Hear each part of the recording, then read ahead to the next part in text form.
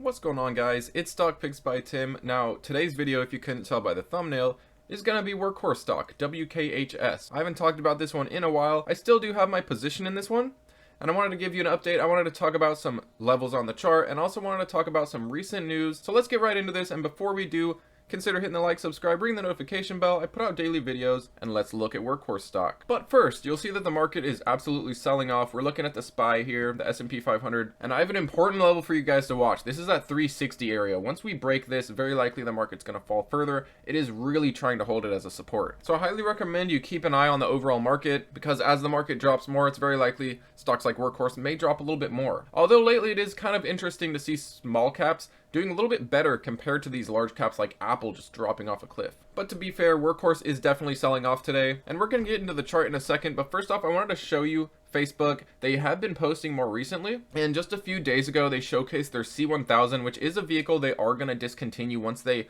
go through all the parts. This was the previous Workhorse before the CEO took over, and their next vehicles is this collaboration with Green Power. I'm going to show you that in a second, but here's the C1000 here at the Global Clean Energy Action Forum, and this was in Pittsburgh. And then here's the W4CC as well. And then just 2 days ago they posted the W750, and this is the one that they're collaborating with Green Power, and I'm going to show you that. I think that's another interesting stock to keep an eye on. But you know, we recently had this news with Green Power, and they're already rolling out trucks. Workhorse, in my eyes, is definitely proving themselves behind the scenes. And also we have some recent news for the drones. I know drones is definitely a side story, at least people think, but I think drones could be a huge thing for Workhorse, and let's check that article out. And I will leave you guys the link below for this as well, and it goes into a few other companies too, but I wanted to pull up Workhorse specifically here. And it says here in this part of the article, one greater Cincinnati company that has been testing drone delivery for more than 5 years is Workhorse. Aviation attorney Myron Wright works with the company. He says a demo in May 2021 was the first mission of its kind in Ohio to move medical cargo.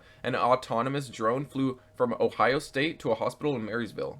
According to Wright, Workhorse has done proof of concept with people like OSU, where they simulated organ delivery. They did it against a ground courier, and of course it is more efficient by drone. I think this is a potential game changer for the medical community, potentially either bringing organs or even bringing important medical supplies, prescriptions, things of that nature. However, there is still a lot to prove, and this isn't a sure thing, obviously. But how do you guys feel about Workhorse's drones? Do you think this could be the big game changer for the company, or do you think they're going to solely rely on the EVs? Now, I do know they have a big facility for their drone research, and we are still waiting FAA approval. So we are still kind of at a standstill in terms of the drones. We definitely want to see some more information soon. And as a side note, guys, let me know if you want me to look into Green Power. This is the company that's collaborating with Workhorse for the W750. One huge blaring negative for them, however, is their revenue has been shrinking. That's not a good sign, but there's likely more to the story than that. And if you guys remember Green Power and their recent deal with Workhorse, we were updated last, I believe, in August, and this was the announcement of their first deliveries to Workhorse. So they were just delivered these vehicles in August. They're already on the showroom floor, decked out with Workhorse logos. Now I want to see those things run. I want to see some sales soon. And I did want to pull up Workhorse on the chart really quick.